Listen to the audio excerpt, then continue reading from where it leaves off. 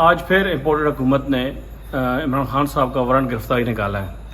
میں رانا سنول سے بات کہتا ہوں کہ وہ آ کے دیکھے، بنی گالہ کے باہر آ کے دیکھے، ہزاروں کی تعداد میں کارکن کھڑے ہیں۔ آپ جتنے وارنٹ نکالیں گے کارکن بڑھتے جائیں گے انشاءاللہ۔ اور آپ ایسے بندے کا وارنٹ نکال رہے ہو جو مسلم امت کا لیڈر ہے، اس پاکستان کا سب سے بڑا لیڈر ہے، اور جو ہماری پاکستانی قوم کے بچوں کی جنگ لڑ رہا ہے، آپ اس کے وارنٹ نکال رہے ہو۔ ہمت ہے تو آ کے گرفتار کر کے دکھاؤ۔ اس کے علاوہ آپ امپورٹڈ حکومت ہیں، آپ کا کام ہے پاکستان میں آنا، لوٹ مار کرنا اور پھر واپس انگلینڈ چلے جانا۔ خان صاحب یہی رہیں گے اور یہی رہتے ہیں، وہ نہ بھاگنے والے ہیں نہ ڈرنے والے ہیں، اور نہ ہی ان کی جو کارکن ہیں یا ورکر ہیں نہ وہ ڈرنے والے ہیں۔